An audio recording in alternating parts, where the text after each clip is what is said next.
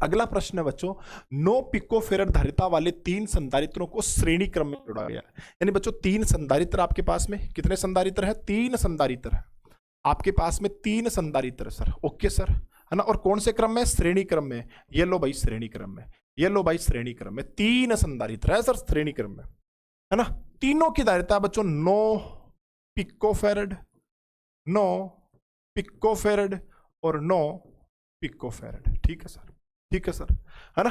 कह रहा है संयोजन की कुल धारिता ज्ञात करें, तुल्य धारिता ज्ञात करें। तो क्वेश्चन नंबर ए तो हो गया सर, हलवा क्वेश्चन है। पूछ रहा है कुल धारिता,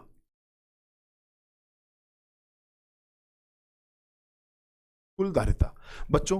कैपेसिटर है और वो भी कौन से क्रम में लगे हुए हैं सर? कैपेसिटर है और वो भी सर लगे हुए हैं समांतर, सॉरी श्रेणी क्रम में। और श्रेणी क्रम में बच्चों फॉर्मूला होता है 1/C equivalent is equal to होता है 1/C1 plus 1/C2 plus 1/C3।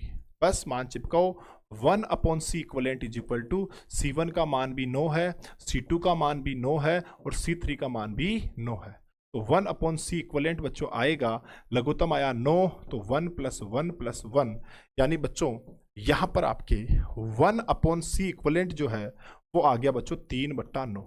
उल्टा कर दो तो C इक्वलेंट बच्चों हो गया आपके 9/3, और 9/3 का मतलब हो गया 3। 3 क्या? पिकोफेरेड।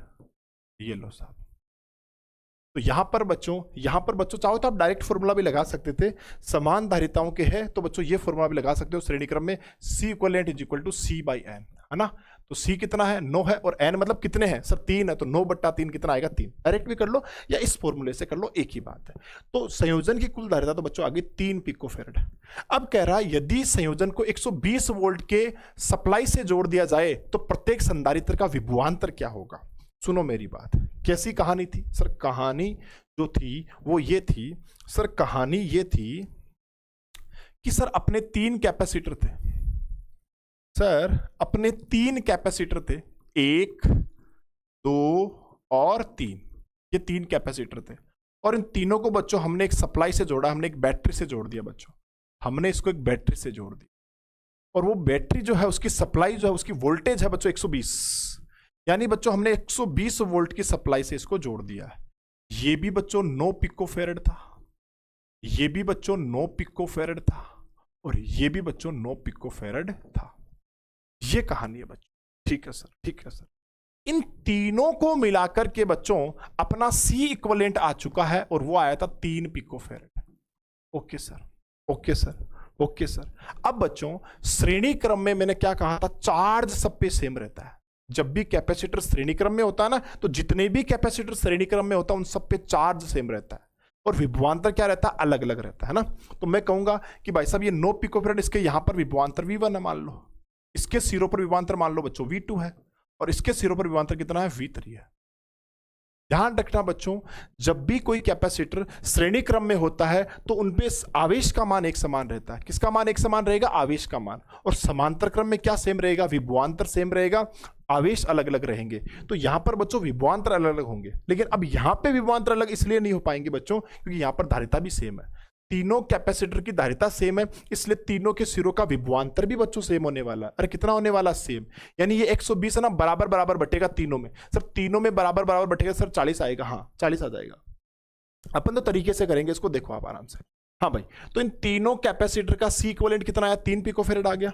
और वोल्टेज कितना लगा आपने? 20। तो अपन चेक करते हैं कि इस प्रत्येक आवेश पर आवेश का मान कितना है ना। तो प्रत्येक संधारित्र पर आवेश का मान, बात करते हैं बच्चों प्रत्येक संधारित्र। वैसे तो ये डायरेक्ट ही हो गया, वैसे तो डायरेक्ट ही हो गया, 40-40 वोल्ट होगा इस पे, लेकिन एग्जाम में पूरा लिखना पड़ता अपने को। तो प्रथम बोलेंगे प्रत्येक संधारित्र पर आवेश,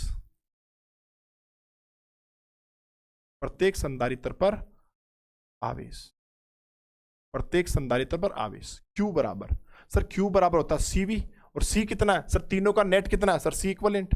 तो C इक्विवेलेंट भी, तो Q बराबर हो गया बच्चों, C इक्विवेलेंट तो है आपके 3 पिकोफेरेड है ना, 3 पिकोफेरेड। पिको मतलब 10 की पावर -12, और V कितना बच्चों? 120। V कितना आपका? 120। तो कितना आया सर? Q बराबर आ गया, ये आपके आ गया बच्चों, ये आपके आ गया 360 गुणा 10 की पावर -12 गुना, ये आपका चार्ज आ गया। ठीक है। अब बच्चों अपन बात करते हैं कि प्रत्येक संधारित्र के सिरों पर विभवांतर। अब अपन बात करते हैं विभवांतर। अतः या पहले डायरेक्ट लिखते हैं अपन, चूंकि सभी संधारित्रों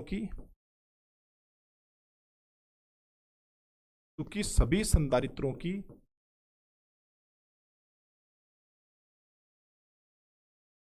धारिता समान है, अतः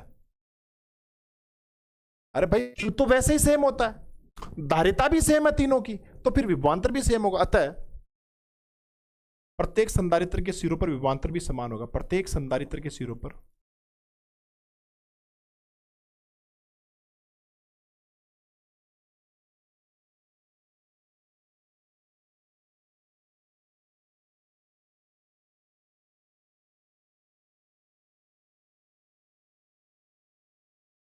विभवांतर भी समान होगा। कितना होगा सर? विभवांतर V बराबर, सर देखो Q बराबर CV याद रखो आप तो हमेशा, तो V चाहिए तो क्या होगा Q by C. Okay sir, तो Q तो सब पे सेम है और C भी सब पे सेम है। हाँ सर, तो विभवांतर बच्चों V1 और V2 और V3 तीनों बराबर होंगे और कितना होगा sir? Q by c equal, sorry Q by c. अब C किसी का ले दो, इसका निकालोगे तो C1 डालो, इसका निकालोगे C2 डालो, इसका निकालो C3 डालो, तो तीनों का सेम ही है, तो कोई सा भी एक निकाल लो। Q कितना है सर? Q है सर 360 गुणा 10 की पावर -12, और C कितना है? 9 पिको फेरेड है। पिको मतलब 10 की पावर -12। सर 10 की पावर -12 से ये कट गया, और 9 का बार कितनी बार जाएगा? 40 बार। तो सर V1 बराबर V2 बराबर V3, और कितना आएगा सर? 40 वोल्ट। कितना आएगा? 40 वोल्ट। ये लो सर 40 वोल्ट। बोलो क्लियर है क्या? तो आ गया बच्चों कितना? 40 वोल्ट। अरे समझ तो रहे हो ना?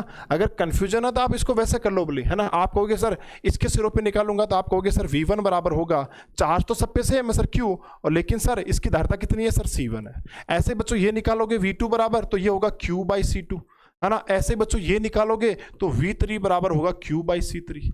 ऐसे कर लो बोली। लेकिन मेरे भाई Q तो वैसे ही श्रेणी क्रम में सेम होता है, और C1 C2 C3 भी सेम है, तो ये वैल्यू सेम ही, तो सेम ही आएगा। और कितना आएगा? 40 आएगा। तो धारिता सेम है तो विभवांतर भी सेम होंगे। 120 के 3 बराबर टुकड़े क्या होंगे? 40 80 और 40 क्या होंगे? 120। ये लो सब 40 होंगे सब पे। हाँ सर बिल्कुल सर। तो ये था भाई आपका सवाल, ये था बच्चों आपका प्रश्न संख्या 6।